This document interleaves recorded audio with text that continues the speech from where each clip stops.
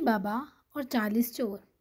एक वक्त की बात है कि एक फारसी शहर में कालीन बेचने वाला अपने दो बेटों कासिम और अली बाबा के साथ रहता था।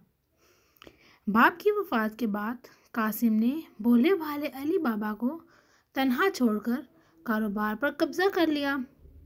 कासिम ने एक अमीर औरत से शादी कर ली। अली बाबा को अपने बीवी बच्चों का पेट पालने के लिए लकड़ियाँ काटकर बेचनी पड़ी। एक दिन अली बाबा जंगल में लकड़ियाँ काट रहा था कि अचानक उसने घोड़ों की आवाज़ सुनी। वो भागकर एक दरख्त के पीछे छुप गया। कुछ देर बाद उसने देखा कि कुछ लोग घोड़ों पर सवार एक पहाड़ के सामने रुके हैं। ये ज़रूर डाकू हैं, लेकिन ये जंगल में क्या कर रहे हैं? एक चोर चलकर बड़े से पहाड़ के सामने गया और चिल्लाया, खुल जा सिम सिम। उसके ये लफ्ज़ चिल्लाने पर दरवाज़ा खुल गया। अली बाबा को अपनी आंखों पर यकीन नहीं था। वो इस पहाड़ का दाखिली रास्ता था। सारे चोर गार में दाखिल हुए और दरवाज़ा बंद हो गया। अली बाबा डर कर घबरा गया और अपनी जगह पर जमा रहा। कुछ देर बाद दरवाज़ा खुला और सारे चोर खाली हाथ बाहर आ गए। चोर कुछ देर बाद वहाँ से चले गए। ओह, ये यकीनन इनके खजाना छुपाने की जगह है। अली बाबा खुद को गार में जाने से ना रोक सका। वो पत्थर के सामने खड़ा हुआ और ज़ोर ज़ोर से चिल्लाने लगा, खुल जा सिम सिम, खुल जा सिम सिम। दरवाज़ा पहले की तरह खुल गया। अली बाबा अंदर गया और दरवाज़ा फिर से बंद हो गया। वहाँ पर ढेर सारा सोना, चांदी, कीमती बर्तन, हीरे, जवाहरात और कीमती ख़जाने थे जो अली बाबा ने अपनी ज़िंदगी में कभी नहीं देखे थे। अली बाबा ने हैरानी से देखा, लेकिन वो सब वहाँ ज़मीन पर रखा हुआ था, जो कि एक हकीकत थी। मैं कुछ सिक्के ले लेता हूँ, चोरों को पता भी नहीं चलेगा। अली बाबा ने एक बोरी सिक्कों से भरी और घर ले आया। देखो मैं क्या लाया। अली बाबा ने सिक्कों से भरी बोरी बीवी के सामने रखी। वो इतना सारा सोना देखकर हैरान रह गई। क्या तुमने ये सिक्के चुराए हैं? नहीं, ये एक लंबी कहानी है। मैंने कुछ नहीं चुराया, ये तो पहले से चुराए हुए थे। मैं इनको गिनती हूँ। हम इतने सारे सिक्के नहीं गिन सकते हैं। तुम मेरे भाई के घर जाओ और तराजू लेकर आओ। अली बाबा की बीवी जल्दी से भागकर अली बाबा के भाई के घर गई।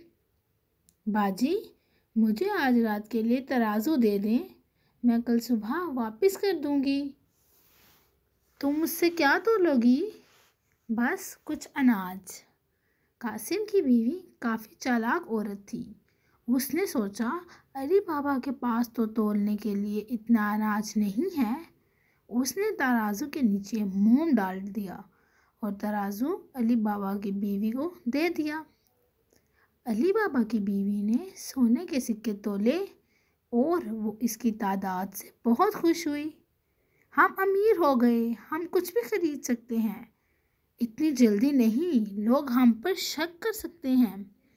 हमें अपना राज किसी को नहीं बताना। लेकिन दूसरे ही दिन कासिम की बीवी ने तराजू देखकर राज के बारे में पता लगा लिया। उसने फ़ौरन कासिम को उसके भाई की दौलत के बारे में बताया। अली बाबा के पास सोने के सिक्के हैं, उसके पास कहाँ से आए? मुझे ये पता लगाना होगा। कासिम हसद के मारे सो न सका और वो फ़ौरन अली बाबा के घर गया। अली मेरे भाई, कैसे हो? मैं ये पूछने के लिए आया था कि तुम्हें किसी चीज़ की ज़रूरत तो नहीं? कभी हिचकिचाना मत, जो भी ज़रूरत हो मांग लेना, तुम्हारा भाई मदद के लिए हाजिर है।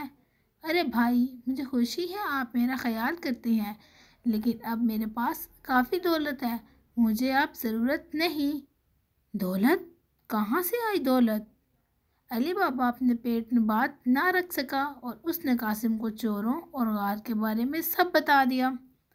ज़बरदस्त, मैं कल ही वहाँ जाऊँगा।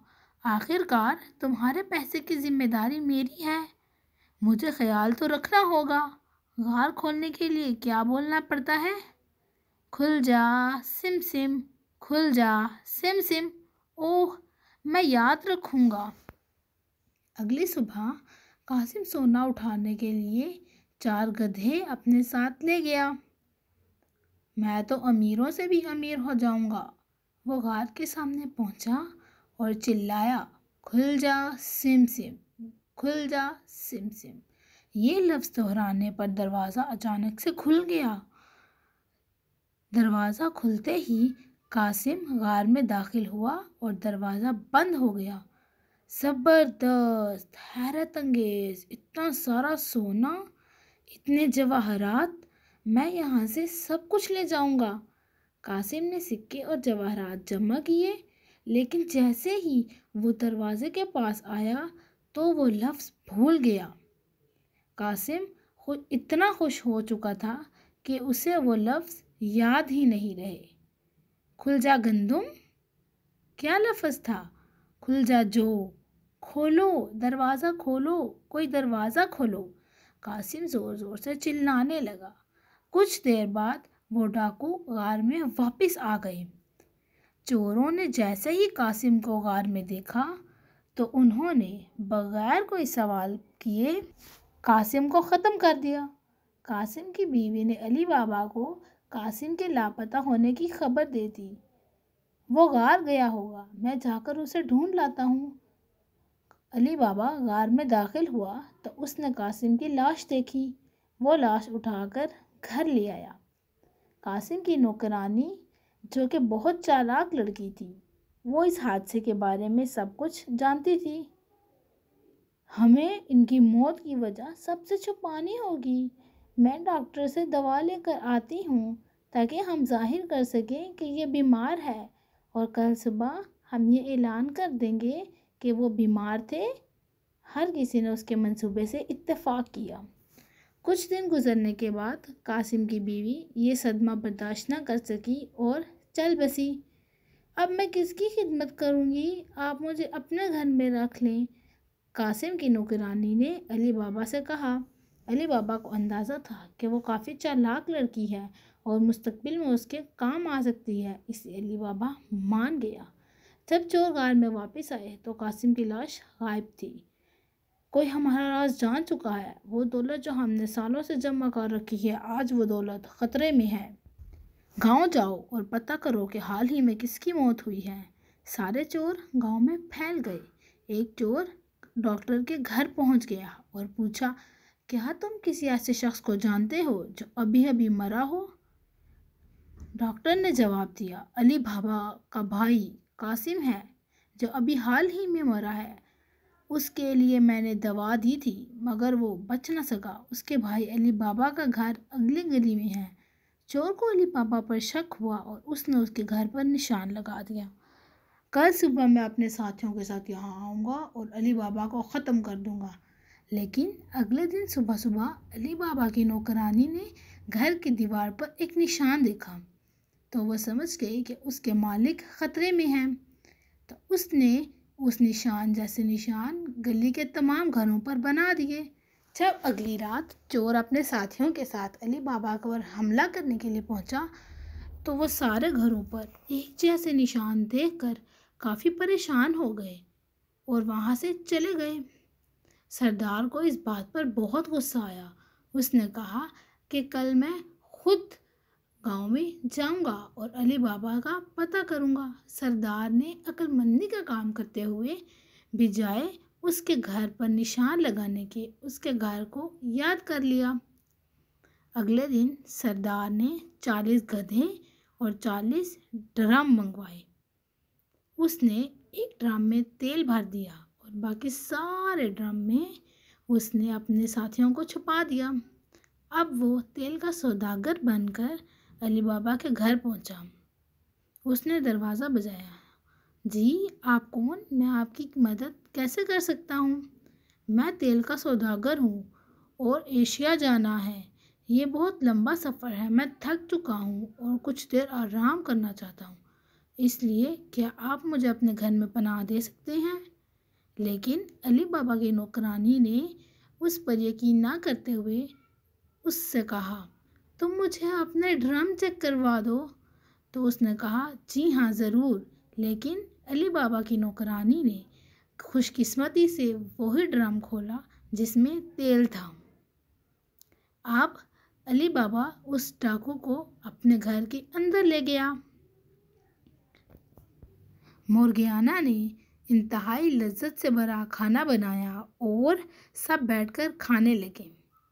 अगली रात जब मोर्गियाना को उस डाकू पर दोबारा से शक हुआ तो वो उसके ड्रम चेक करने गई। जब वो वहाँ पहुँची तो उसे ये बात देखकर बहुत बड़ा धचका लगा कि तमाम ड्रम में उसके साथी मौजूद थे। उसने एक ड्रम पर उंगली बजाई तो अंदर से एक साथी बोला, सरदार क्या हम बाहर आ जाएं? तो उसे शक हो गया। उसने तेल को चूल्हे पर रखकर उबाला और एक जग में डाला। उसने जग में से उबलता हुआ तेल थोड़ा थोड़ा करके सारे ड्रम में डाल दिया, जिसकी वजह से उसके साथी गर्म तेल से जल गए और चीखने चिल्लाने लगे। लेकिन उनका सरदार उनकी आवाज़ ना सुन सका। जब अगले दिन सरदार सुबह सुबह उनको बुलाने के लिए आया तो वो ये देखकर परेशान हो गया और डर के मारे वहाँ से भाग गया। मोर्गियाना ने ये सारी बातें अली बाबा और उसकी बीवी को बताई। अली बाबा ने उसका इंतहाई शुक्रिया अदा किया और उसे कहा कि तुमने हमारी मदद की है तो तुम्हें इसका इनाम ज़रूर मिलेगा। अब अली बाबा और उसकी बीवी हंसी खुशी अपने घर में रहने लगे। अली बाबा वो वाहिद शख्स था जिसे उस गार का राज पता चल चुका था। कहानी ख़त्म।